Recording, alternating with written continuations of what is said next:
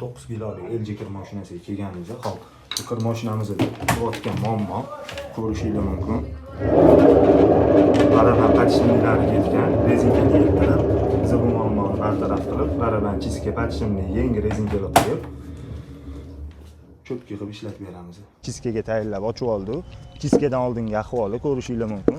Rezinkalari yirtilgan ekan. Biz yangi rezinkalar qo'yib, mana koreyskiy patishimning salnilar qo'yib beramiz. Mana bu yerda eski patishimlari bo'ladi, ko'rishingiz mumkin. Xo'p, yana chiskadan keyingi ahvolni video davomida o'zingiz ko'rib baho berasizlar. Qo'lda yuviladi, mana ko'rishingiz mumkin. Cho'tga qilib.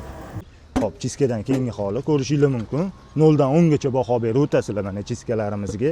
Xo'p, koreyskiy patishimlar qoqib, mana rezinkalarni yangi qo'yib, professional darajada cho'tga qilib tayyor qilib oldik. Endi borib yig'ib ishlatish qoldi. O'zi tayyor kir mashinamiz ham hayotga qaytdi. Xo'p, bu videoni manfaatli bo'ladi. Opa-singillar, aka-ukalarimiz bir-biringizga jo'natib qo'yinglar. Kimga shunaqa sifatli remont kir mashina, baraban chiska xizmatlarimiz kerak bo'lsa, bemalol murojaat qilasizlar. Ishimizning maqsadi sifatli sifat, pastda nomerlar qoldiramiz.